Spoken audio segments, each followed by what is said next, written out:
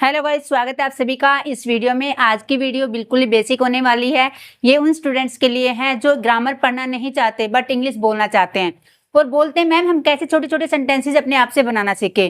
तो बस वीडियो में एंड तक बने रहिए, ये वीडियो आपके लिए ही है अगर आप बेसिक से सीखना चाहते हैं तो। जैसे मैंने यहाँ कम जो होता है आना उसको लिया है, बाकी आप कोई भी वर्ब ले सकते हैं। जैसे मैंने कहा आओ, यहाँ आओ, वहां जाओ, आना, आया, आता, आइए, आओ तो, आए हैं, आए थे, आना है, आना था, आने दो। ये सभी हम बारी बारी से सीखेंगे कि ऐसे ही सेंटेंसेस हम डेली स्पीकिंग में यूज करते हैं तो उनको बनाने का तरीका क्या होता है और हम कैसे बोलते हैं। जैसे हमारा पहला यूज है आओ, ये तो आप सभी जानते हैं। आओ के लिए आप क्या यूज करेंगे? कम, राइट? कम आओ। मैंने कहा जाओ, जाओ यानी गो। बैठो, सिट। बाहर जाओ,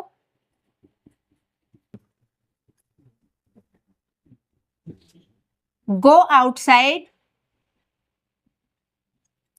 खाना बनाओ,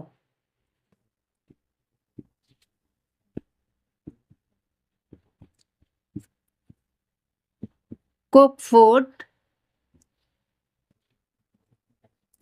कपड़े धो,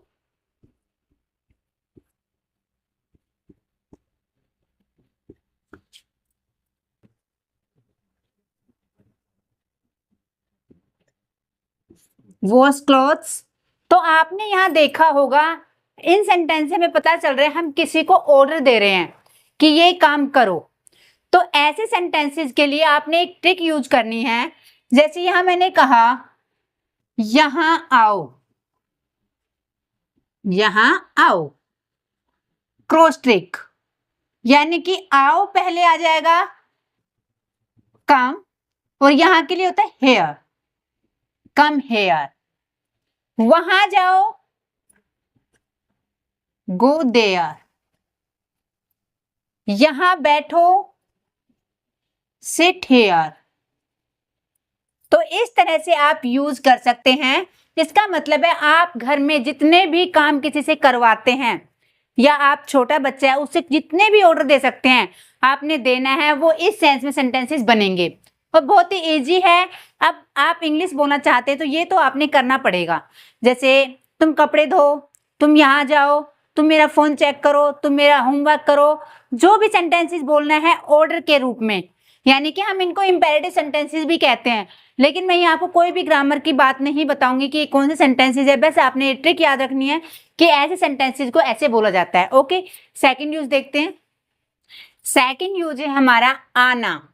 अब आपने याद रखना जिस भी वर्ड के लास्ट में ना आ जाए, आना, जाना, खाना, पीना, बैठना, उठना, सोना, वो कैसे बनेंगे? ये हमारे टू इन्फिनेटिव होते हैं, यानी टू के साथ वर्ब की फर्स्ट फॉर्म। आना टू कम, राइट? जाना टू गो, बैठना टू सिट। अब ये तो हो गया हमारे टू के साथ इन्फिनेटिव, यानी कि ये हमारे सारे सब्जेक्ट के रूप में सेंटेंस में काम करते हैं। जब वर्ब से पहले जितना भी पार्ट होता है वो सब्जेक्ट के रूप में काम करता है, और जब हम टू इन्फिनेटिव यूज करेंगे तो ये एज ए नाउन सब्जेक्ट के रूप में काम करेगा। ओके, जैसे मैंने कहा टहलना यूजफुल है। अब देखो यहां पर ना आया है तो आप कैसे बनाएंगे?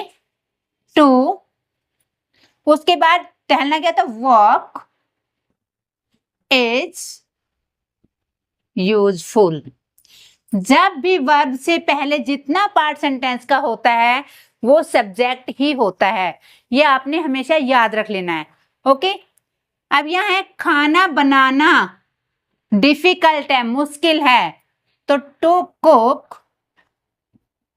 फूड इज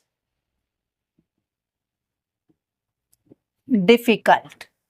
अब यहां क्या है, आपका जो इन्फिनेटिव होता है वो ऑलवेज सिंगल होता है, यानी कि सिंगुलर होता है, उसके साथ आप इज का ही यूज करेंगे, राइट? तैरना आसान नहीं है, यहां भी ना आया हुआ है तो तैरना क्या होता है? To swim is not easy. Practice करना आसान नहीं है। To do practice is not easy. Video बनाना आसान नहीं है। To make video is not easy. यानी कि लास्ट में आप या तो इजी लगाएंगे या डिफिकल्ट लगाएंगे या अच्छा लगाएंगे, यानी गुड, इंपॉर्टेंट, कोई भी, यानी कि उसकी क्वालिटी बता रहे हो, ये करना ऐसा है, उसके बारे में बता रहे हो, यानी कि प्रोसेस के बारे में बता रहे हो, कोई भी काम करने का प्रोसेस कैसा है, राइट। सच बोलना हमेशा सही होता है। To tell the truth is always right। इस तरह से आप इस सेंस में सेंटेंसेस अपने आप से बनाएंगे। नेक्स्ट यूज है हमारा आया। वह आया, वह गया, मम्मी आई, पापा गए, भाई आया, जो भी आया यानी कि लास्ट में आ जाए वोवल साउंड तो वो होता है हमारा पास्ट, यानी कि पास्ट इंडेफिनिट। लेकिन ये हम ग्रामर की बात नहीं कर रहे हैं, तो इस सेंस में आपने वर्ब की सेकंड फॉर्म यूज करना है, यानी जो भी आप एक्शन बता रहे हैं उसकी सेकंड फॉर्म का यूज करना है। तो कम का क्या होगा? केम। आया केम, वह आया, ही केम, वह गया, ही वेंट। इस तरह से, जैसे मैंने कहा मैंने लिखा तो आई रोट। अगर यहां आप बोलते मैंने पत्र लिखा तो आई रोट अ लेटर। आप लेंथी सेंटेंस अपने आप से कर सकते हैं, ठीक है। मैंने बोला आई स्पोक। मैंने उसे बोला आई स्पोक टू हिम। मैंने देखा, मैंने उसे देखा, आई सा हिम। मैंने उसे देखा। मैंने पैसे दिए या मैंने उसे पैसे दिए, I gave money to him. उसको पैसे दिए। मैंने सब कुछ सुना, आई heard एवरीथिंग। इस तरह से आपने इस सेंस में सेकंड वर्ब की फॉर्म का यूज करना है और सेंटेंसेस अपने आप से बनाने हैं। नेक्स्ट यूज है हमारा आता। यार मैं कल पार्टी में आता, मैं वहां जाता, मैं ये काम करता, मैं खाना खाता, मैं सोता, मैं कॉल करता। जिस भी सेंटेंस के लास्ट में आ जाए ता, लेकिन ता के बाद है ये नहीं आना चाहिए, या हूं ये नहीं आना चाहिए। तो ऐसे सेंटेंसेस हम कैसे बनाएंगे? यानी कि ऐसे सेंटेंस बनते हैं हमारे वुड से, देन वी वन। जैसे एग्जांपल है मैं आता, आई वुड कम। जब वुड के सेंटेंसेस होते हैं ना, वो अगर आप स्टार्टिंग में कोई और सेंटेंस लेते हैं, लास्ट में कोई सेंटेंस लेते हैं तो अच्छे लगते हैं बोलने में। केवल मैं आपको ये बता रही हूँ कि लास्ट में ता आ जाए तो आप सेंटेंसेस को कैसे बनाएंगे, राइट। वह जाता, he would go। मैं फोन करता, I would call। या मैं तुम्हें फोन करता, I would call you। मैं बोलता, I would speak। या मैं कहता, I would tell। मैं खेलता, I would play। अब ये सेंटेंस आपको अधूरे से लग रहे होंगे कि मैं खेलता। अगर मम्मी मुझे कहती तो मैं खेलता, अगर पापा मुझे बोलते तो मैं खेलता। मैं बोलता लेकिन मैं बोला नहीं। मैं फोन करता, इससे पहले तुम्हारा कॉल आ गया। इस तरह से सेंटेंसेस अपने आप से आपने फ्रेम करने हैं। केवल आपने याद रखना है सेंटेंस के लास्ट में ता आ जाता है तो सेंटेंस में कैसे वर्क करता है हमारा वुड, राइट। नेक्स्ट यूज है हमारा जब हम बोलते हैं आइए तो, बैठिए तो, सुनिए तो, जाइए तो, यानी किसी को रिस्पेक्ट देके बोलते हैं। आइए तो हम बोलेंगे प्लीज कम। बैठिए प्लीज सिट। कहिए प्लीज टेल, या बोलिए स्पीक भी बोल सकते हैं हम यहाँ। ठीक है, इस तरह से आइए के सेंस में आप प्लीज लगा के वर्ब की फर्स्ट फॉर्म लगा देंगे। राइट, नेक्स्ट यूज है हमारा आओ तो।